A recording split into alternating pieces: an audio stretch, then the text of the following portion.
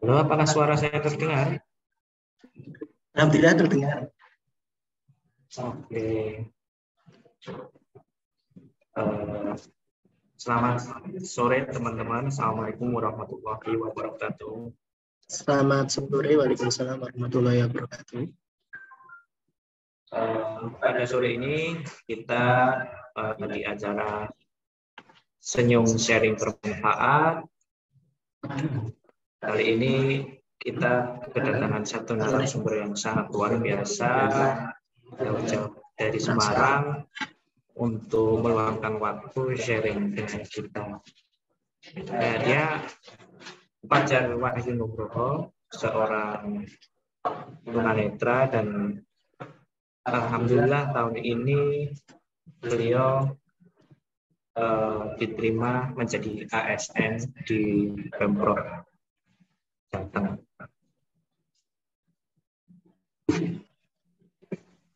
Tak perlu berlama-lama, mari kita ikuti sharing-sharing yang menarik ini. Waktu dan tempat saya persilahkan kepada Mas Fajar Wahyu Nugroho. Baik. Bismillahirrahmanirrahim. Assalamualaikum warahmatullahi wabarakatuh. Sebelumnya, apakah suara saya terdengar jelas? Iya, terdengar.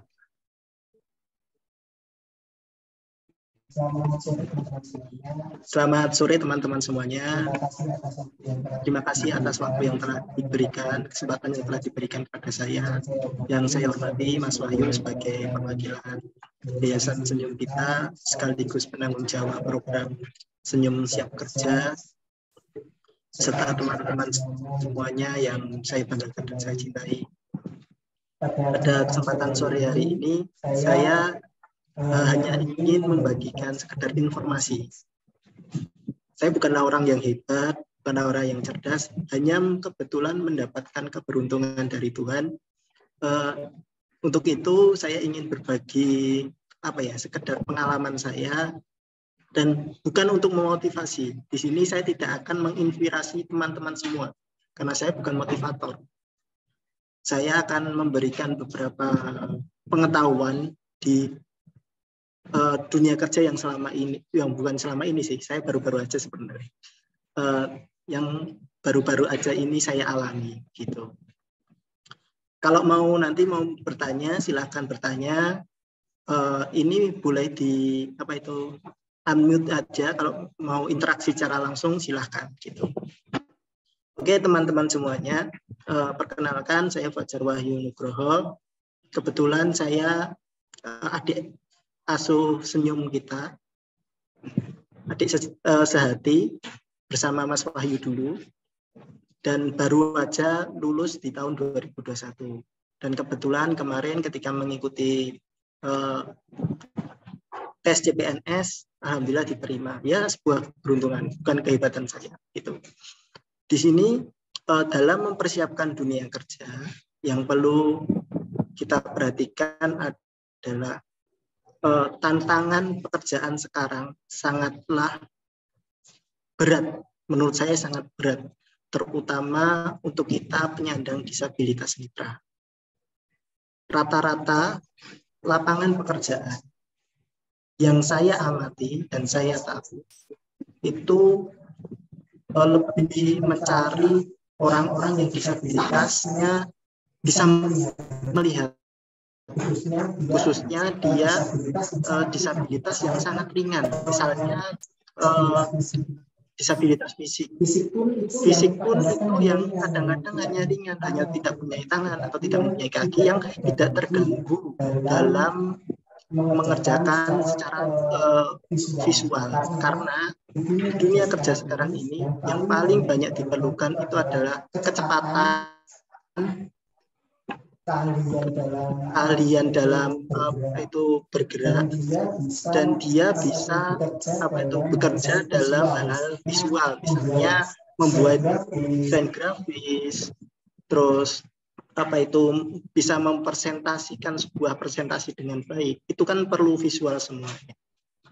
di dalam dunia CPNS sendiri, ketika saya amati, sedikit sekali yang masih membuka peluang untuk kita penyandang disabilitas netra. Rata-rata memang mereka lebih memilih disabilitas fisik gitu ya. Saya di pekerjaan itu sebagai analis kesejahteraan keluarga. Ketika saya bekerja di dinas saya, banyak tantangan-tantangan baru yang saya dapatkan. Saya itu bekerja di Pusat Pembelajaran Keluarga atau Puspaga. Di situ job desk-nya atau pekerjaannya sebagai lebih ke psikoedukasi. Sebenarnya ada konseling keluarga gitu ya. Tapi saya lebih ke psikoedukasinya.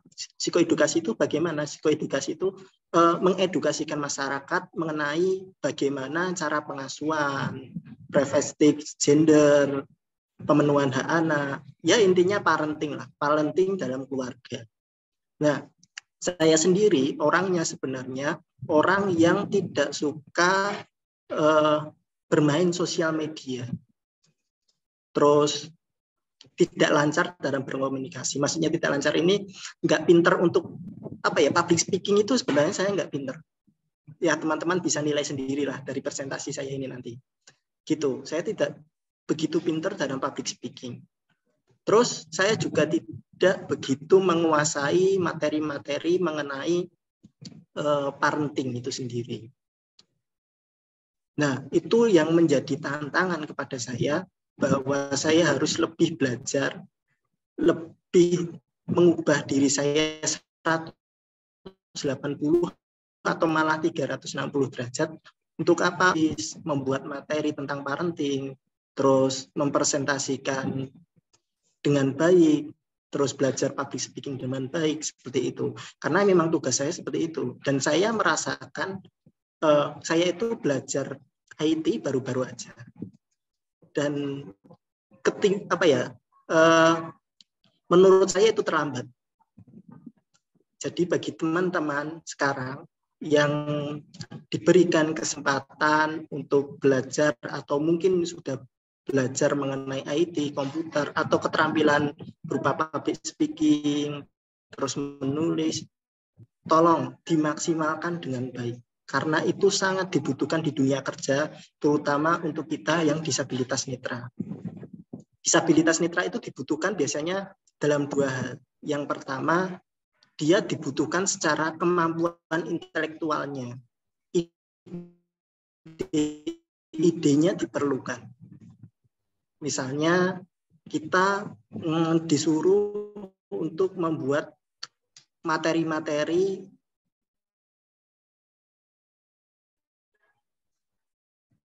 tentang kedisabilitasan.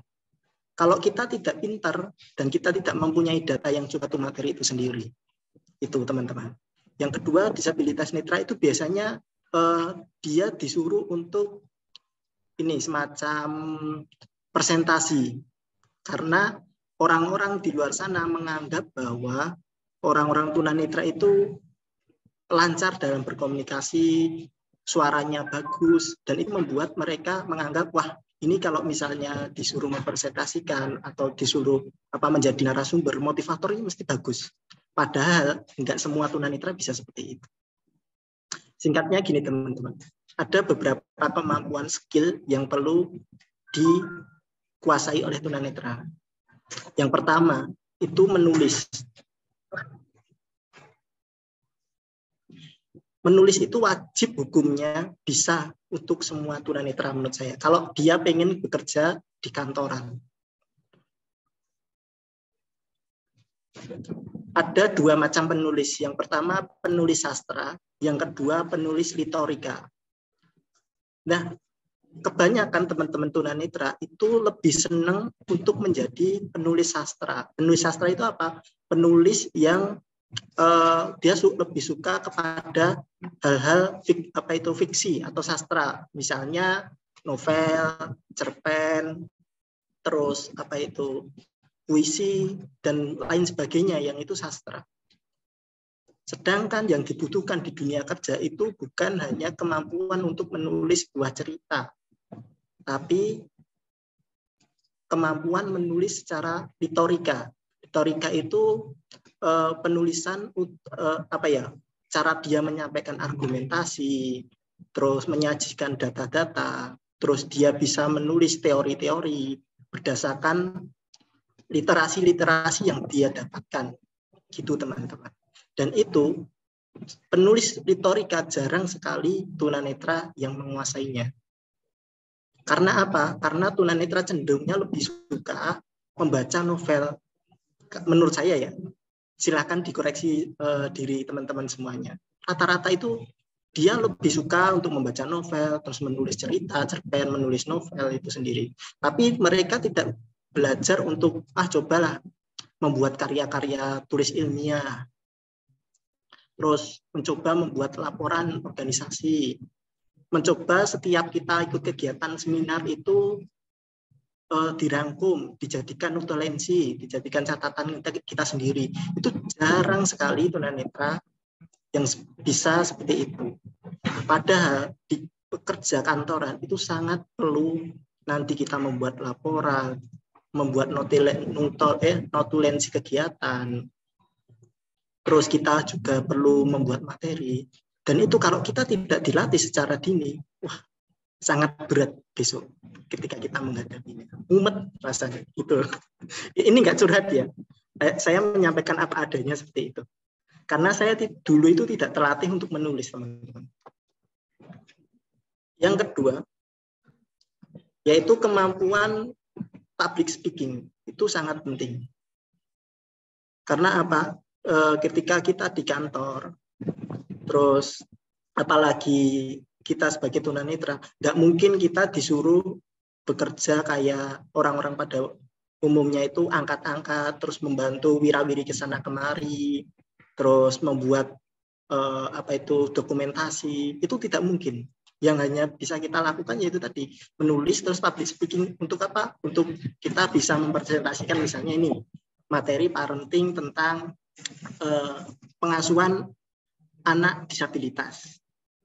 Nah, kita disuruh membuat materi itu dalam bentuk video, biasanya seperti itu. Dan nanti dipublikasikan ke sosial media. Nah, rata-rata teman-teman tunanetra ini, saya sendiri dulu juga, belajar public speaking itu hanya sekedar tidak penting itu. Kita misalnya buat status di WA, kita melaporkan kegiatan-kegiatan yang kita alami, terus buat status di TikTok, tapi itu tidak ada isinya. Maksud saya di sini gimana? Cobalah kita mulai dari sekarang berlatih untuk misalnya di WA atau status dimanapun itu yang membawa atau mengandung ilmu-ilmu pengetahuan. Misalnya kita background kita dari pendidikan luar biasa, cobalah kita kapan-kapan sekali-sekali membuat status dengan presentasi ya, maksudnya kayak membuat video itu mempresentasikan mengenai makul-makul kita, apa yang kita pelajari ketika kuliah atau ketika kita sekolah, seperti itu.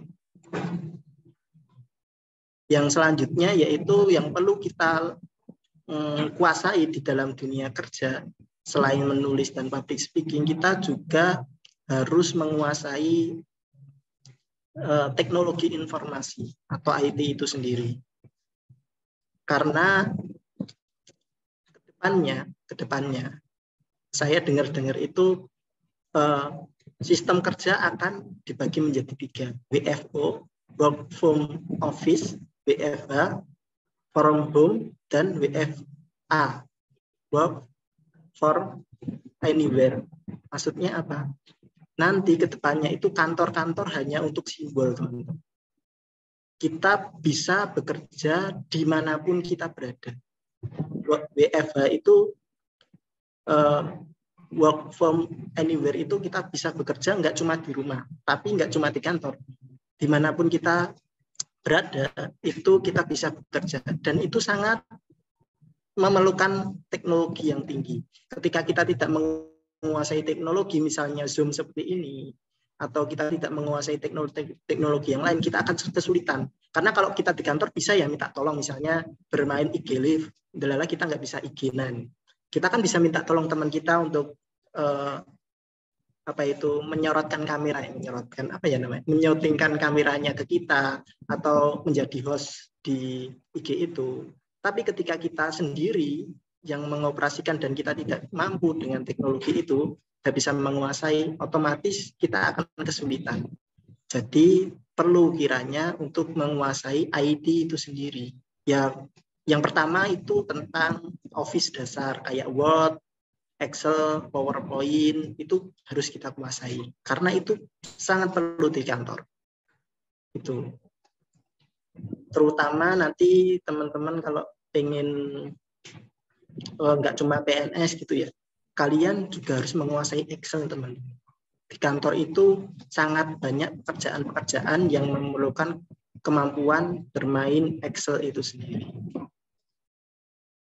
Kalau kalian bisa bermain Word, Excel, dan PowerPoint yang bagus, itu sudah cukup sebenarnya. Tapi alangkah lebih baiknya kalian juga menggunakan sosial media sebagai sarana belajar kalian untuk menguasai IT itu sendiri. Gitu. Karena tantangan ke depan tentu akan lebih berat. Kita akan berkutat dengan sosial media, dengan teknologi baru.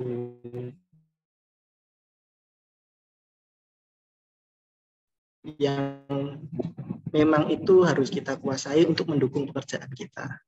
Atau belum belajar, mulai sekarang, jangan nunggu besok-besok lagi. Mulai sekarang kita harus belajar menulis, public speaking, dan menguasai IT yang diperlukan ketika pekerjaan. Nah, menulis itu latihannya gimana, Mas? Ya, menulis itu misalnya kita latihan yang sederhana aja. Kita misalnya mengikuti seminar kayak gini. Nanti coba kita rangkum.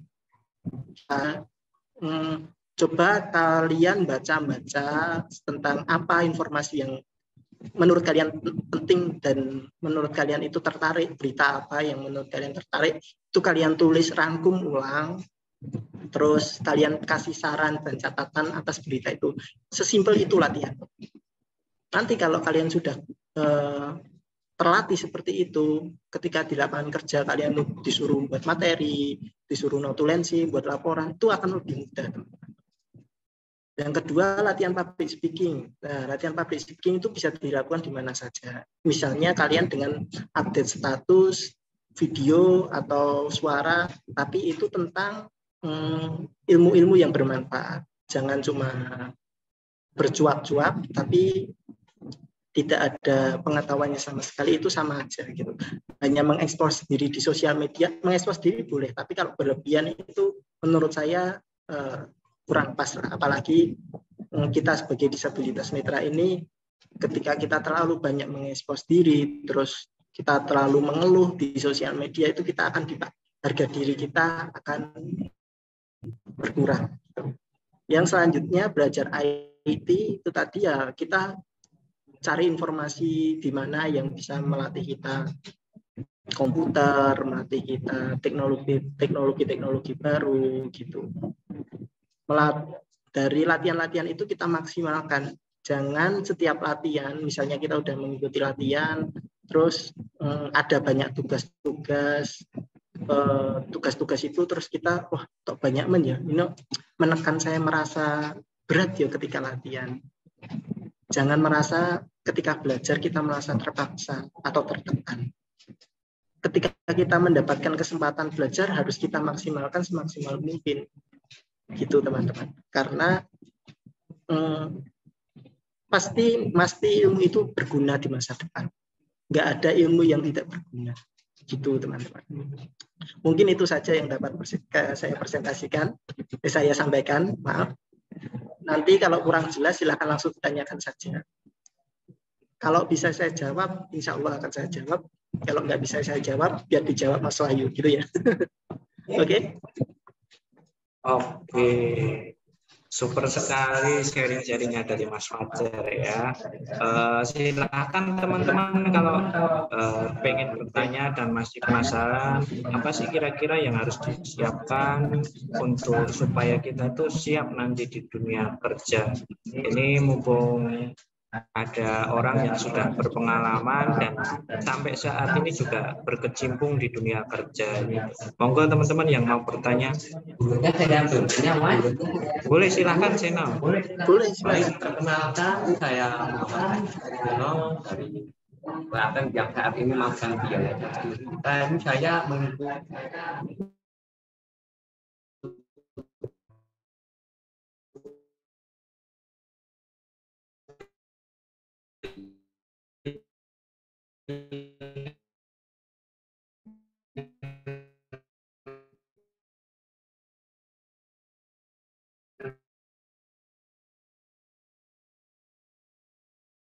tapi untuk penguasaan IT ya bukan sesuatu apa-apa ya, insya Allah sudah bisa saya kuasai secara perlahan.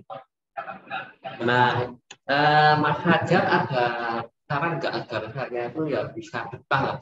Soalnya saya itu tipe yang bosan gitu ya. Kalau disuruh menulis terus ketika ada interaksi acara gitu ya malah mentok saya. Nah, kalau disuruh tanya jawab malah ya sedikit agak ide lah.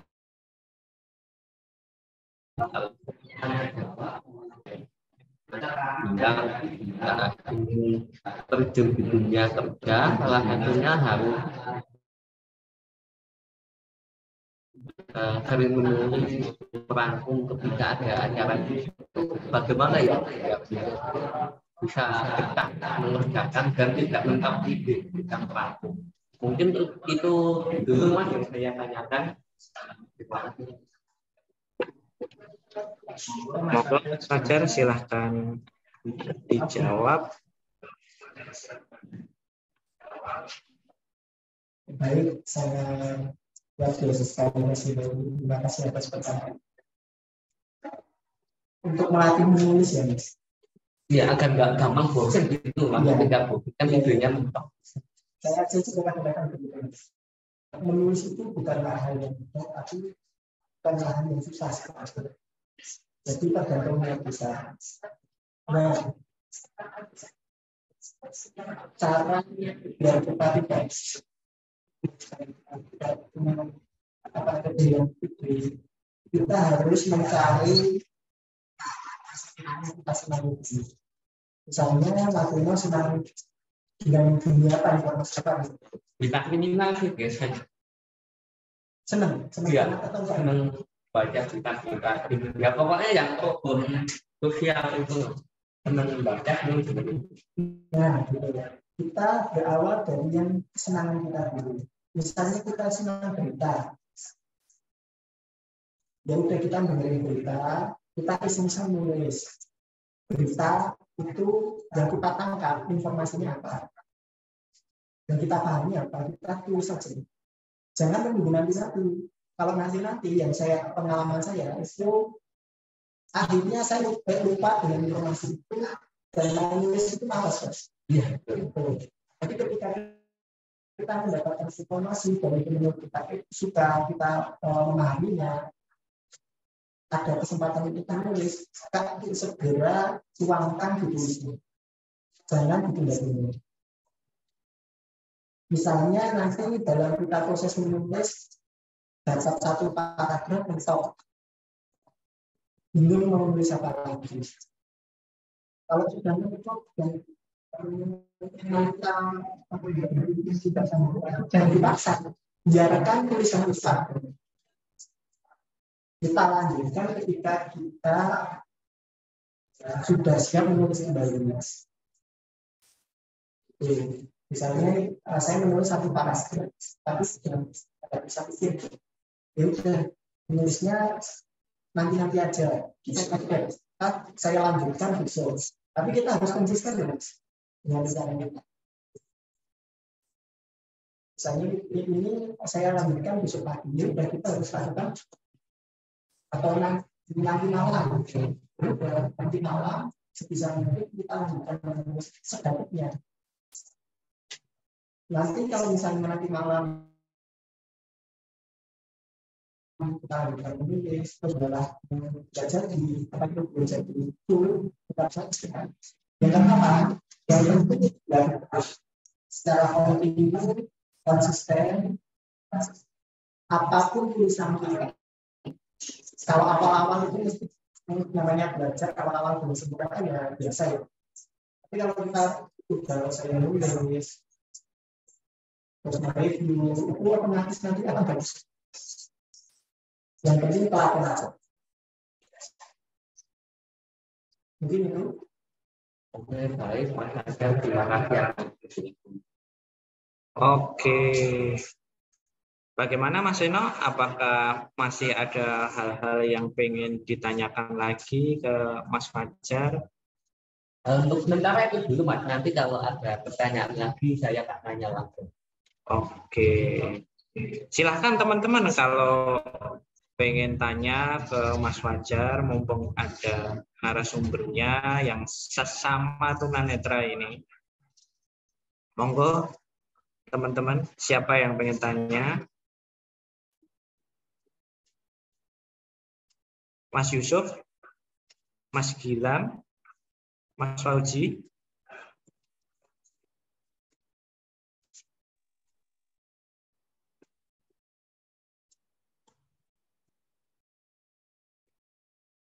Mas Bayu yang mau tanya boleh.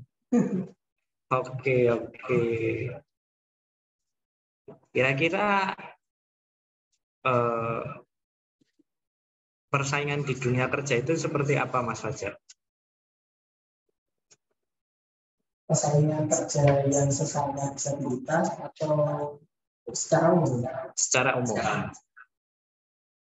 Kalau persaingan secara umum itu menurut saya sangat ketatnya di baru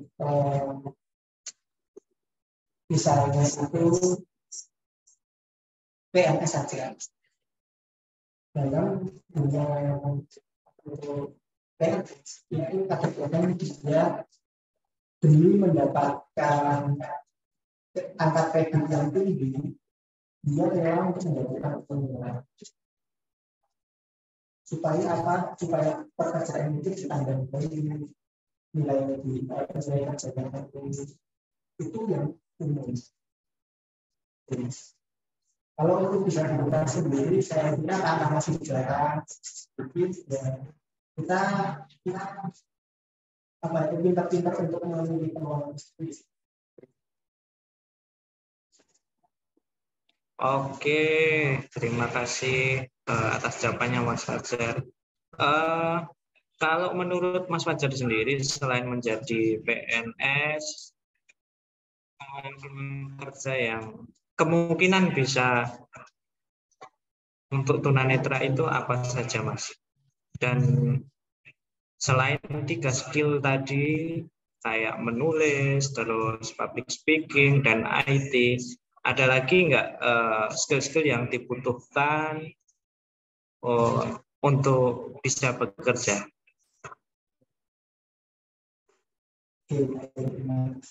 Kalau untuk tunanetra sendiri lebih memungkinkan bekerja di perkantoran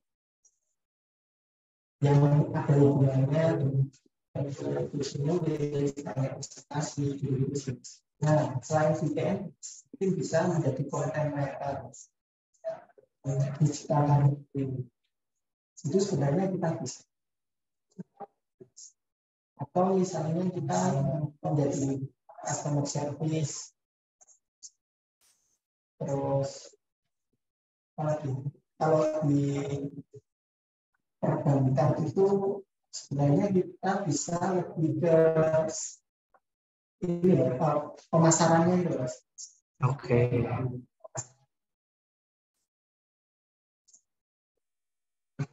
Lalu untuk selain 3 skill tadi, Mas, apa lagi yang harus dipersiapkan?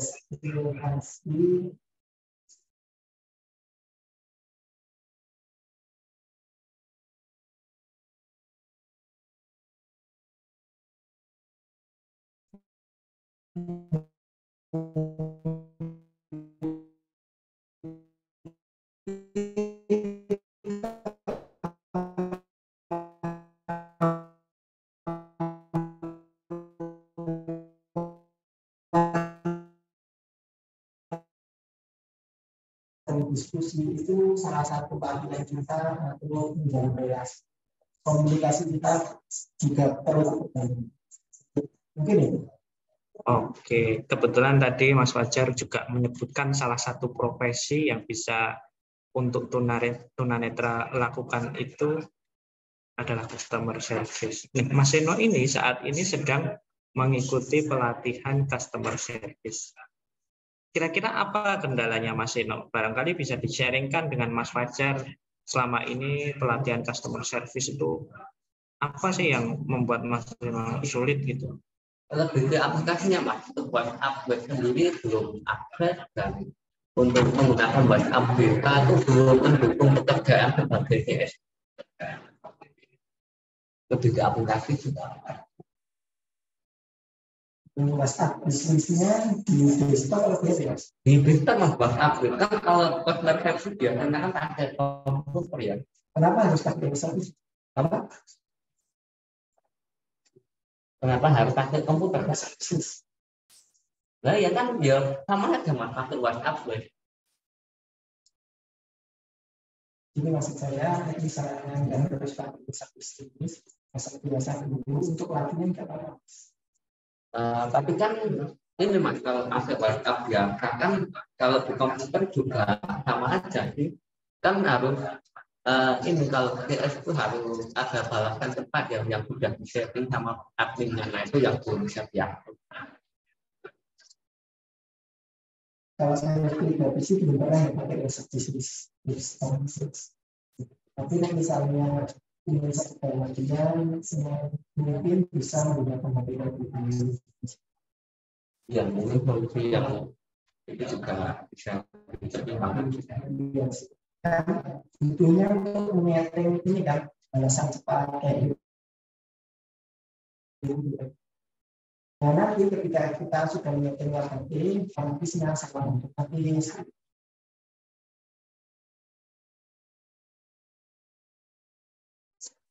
Nah kalau sudah seperti itu, kita kan itu WhatsApp kan. Karena di WhatsApp web Mas yang belum bisa mengupdate balasan cepat lebih ya. Maksudnya gini maksudnya, kita bikin dulu WhatsApp bisnis kita atur cepatnya, terus cepatnya kan bisa kita atur Ya. Nah, ketika kita nanti masuk di WhatsApp itu bisa fokus ke membalas ketika ada pertanyaan yang tidak terbalas sama kalau pakai WhatsApp sendiri problem yang lain itu kursornya masih buka lari-lari WhatsApp atau membaca layar. Sudah pernah ini pakai tes spasi itu untuk memfokuskan kursor. Bukan membaca Sama aja. Ya, sama. Memang begitu. Saya tidak pernah eksplorasi itu. Oke, baik Mas, terima kasih. Oke, sudah tercerahkan Mas Seno? Ya. Barangkali ayo teman-teman pada tanya, mumpung ada narasumber yang sudah berpengalaman.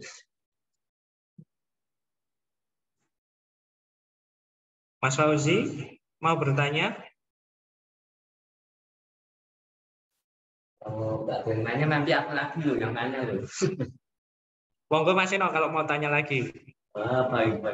Terima kasih sebelumnya atas waktu yang diberikan yang kedua kalinya ini.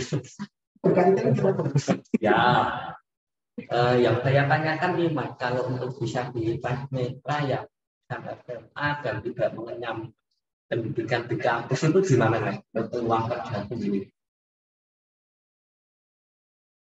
Nah ini Mas. Kalau peluang kerja untuk disabilitas ini sudah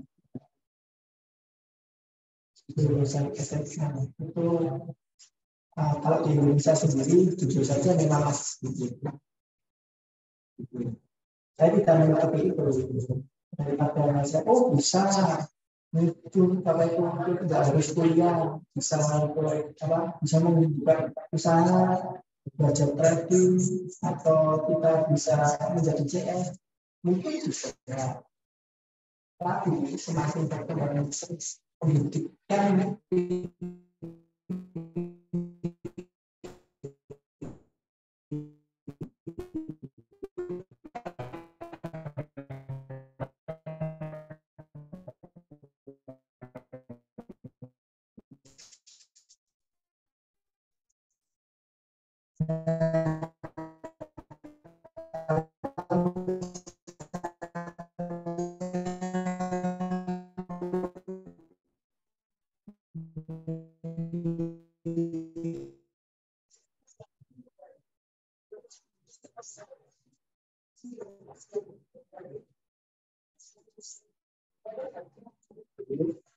Oke, mungkin teman yang lain ada yang mau bertanya juga. Jangan saya terus nih yang lain.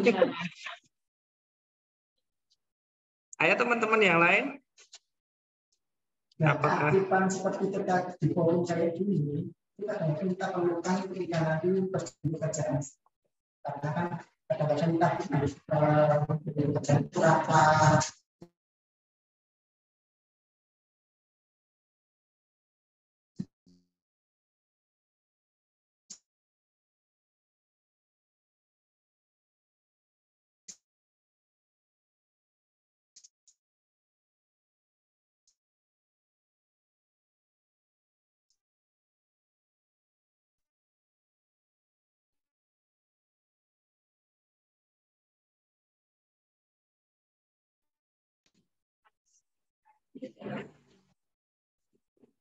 Jika nggak ada, aku mau tanya apa yang Mas Eno tangkap untuk yang sudah Mas Fajar presentasikan di hari ini. Yang aku tangkap ya intinya jika kita ingin terjun di dunia kerja harus memperdalam 3 yang pertama public speaking, terus cara penulisan dan typing. Oke, super sekali. Kalau menurut Mas Fauzi, apa yang Mas Fauzi tangkap oleh materi yang disampaikan oleh Mas Fajar? Kalau menurut saya, ya kita harus bisa menguasai semuanya sih, mulai dari speaking, typing, dan juga mungkin etika dalam berkomunikasi dengan orang banyak. Terus bagaimana cara kita bersosialisasi di tempat yang baru dengan teman-teman itu seperti apa. Terus kalau menurut saya sebagai tunanetra itu yang penting adaptasi ya. Di lingkungannya itu kayak gimana gitu, dia harus menguasai tempat itu, mengerti setiap bagiannya, baru dia merasa nyaman di situ, sehingga akan ketika melakukan pekerjaan dia akan melakukan pekerjaan tersebut. Oke, super sekali.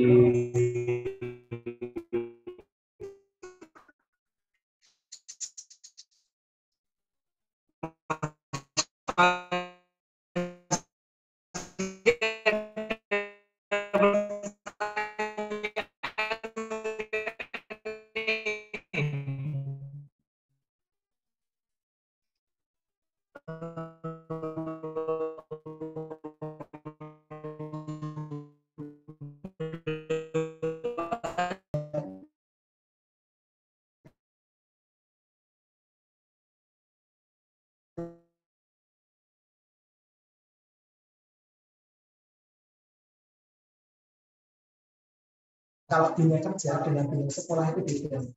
Tanggung jawab itu sepenuhnya akan bergantung pada diri kita sendiri. Karena setiap orang menanggung jawabkan kerjaannya itu sendiri, bukan kerjaan orang lain. Mungkin membantu, tapi membantu sekadar. Jadi, kita yang disabilitas, ketika kita bekerja, jangan terlalu banyak minta bantuan selagi kita bisa tapi juga jangan malu-malu untuk meminta bantuan. Terus kita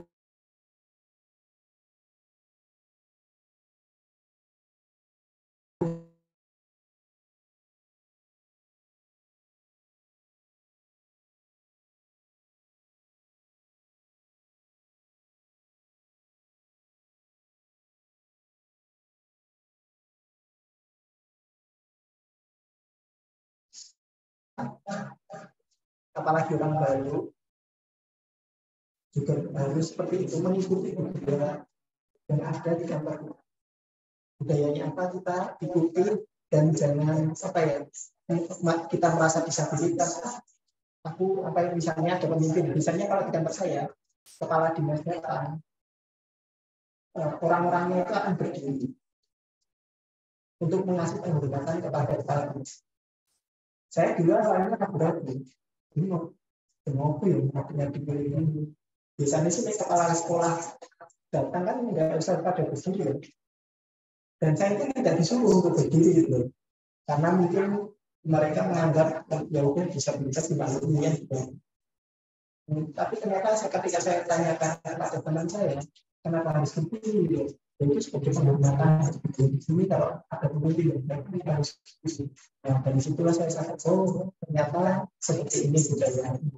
Udah ketika kepala dinasnya tempat, saya dari ketika itulah kepala dinas akan melihat kita, oh ternyata kita bisa berlaku sama.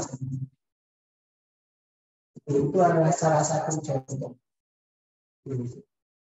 Oke, terima kasih Mas Fajar sudah mengisi sharing hari ini. Semoga bermanfaat buat teman-teman yang mengikuti sharing ini, dan kedepannya kita bisa bekerja juga dan bisa sukses seperti Mas Fajar juga.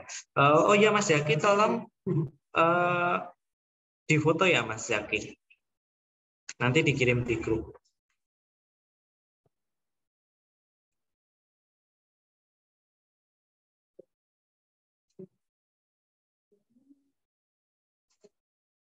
Sudah Mas Zaki?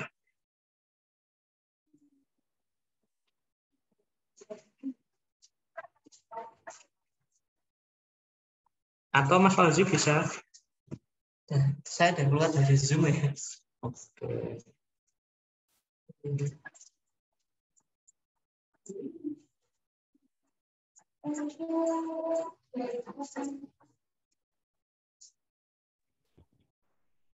Oke, mungkin cukup sekian ya teman-teman sharing-sharingnya. Insya Allah besok di hari Sabtu ada sharing-sharing lagi bersama